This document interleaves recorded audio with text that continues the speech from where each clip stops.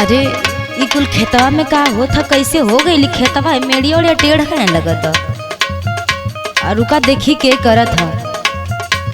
हमके लगत उहे टकलावा जो है ना वो करत ह, हमार मेड़ छाट ले ले कुल आ जा तानी तो बतावा तनी रुका का हो का हो आ का करत रहो एक भरुआ कुदार लेके। अरे खेते में काम करते हैं तू काम करत रह कि हमार खेत के कुल मेड़ छाट ले ला। हे देखा जवान संभाल के बोलत तनी से। जबान संभाल के बोली बहन कहता रहा कि जबान संभाल के बोली ये सही बोलबू अबहिन बड़ा नीमन से बतिया बता रे। तका कर लेबू बोला। अरे अबे चोरी ऊपर से सीना चोरी हे सुना का सुनियो। अगर तोहरा के सकबा के हम तोहरा खेत के मेड़ छाटत है तो सुना हमार बात। का सुनी बोलो।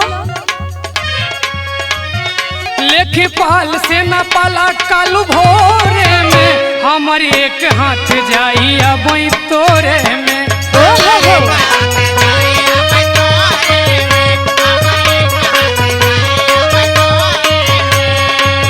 आ देखो हाय मेड़ छाट लेला है तना बढ़ गई हमरे खेते में कह तरह भी नहीं खाता। बिल्कुल जाए भाई। हाँ ते पता चली सुनो सुनावा।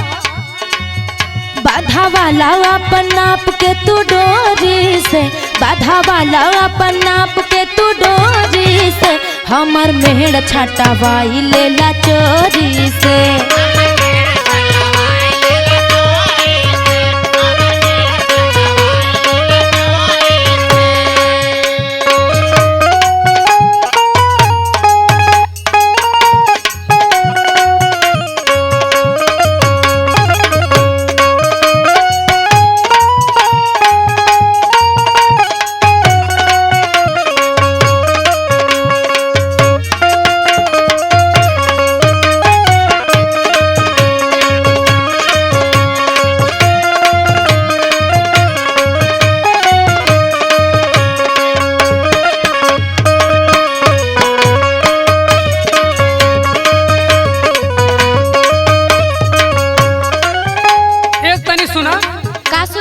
मेहरारू जान के तोहार इज्जत करत है तो मतलब कपारे ओ हो जितना इज्जत करा तारा कुल लौकत।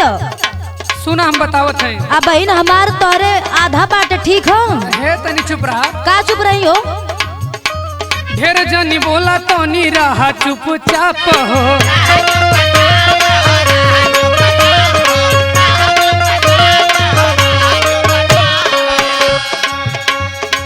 जाई फरियाई जबा होई पक्की ना पहो।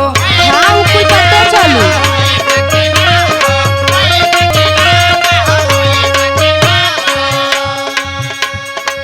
ढेर जनी बोला तानी रहा चुपचाप हो।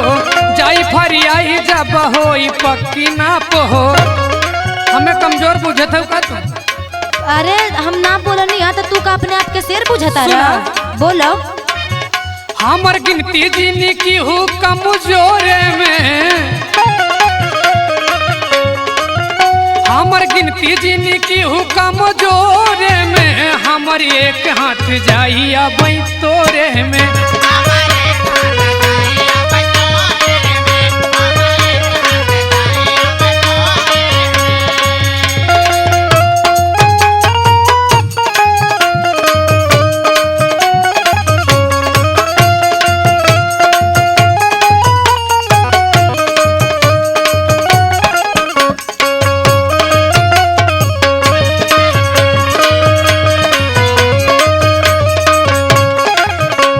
देखा अब बोले के तो सहूर ना अलग तरह की जैसे कुल तोहरे बाटे। अच्छा हमारे बोले के सहूर ना है। हमके तो लागत है कि तू भूरवे घरो पी ले बड़ा। अच्छा तुम्हें हम पियला देखा थे यहाँ। हाँ तो सुनो सुनावा। लागे पी के आइल बड़ा भोरे भोरे दारू।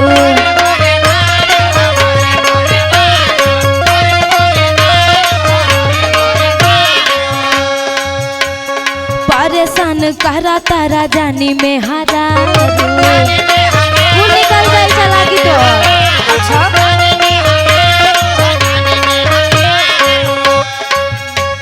लागे पी के आइल बड़ा भोरे भोरे दारू। परेशान करा तारा जानी में हरारू। सुनो सुनावा। हथिया ना पैबा खेत सीना जोरी से। अरे तू जितना बोलत है ना। हाँ तो सुनो सुनावा। हाथिया ना पैबा खेत से न जोरी से, हमर मेहर छाटा भाई लेला चोरी से।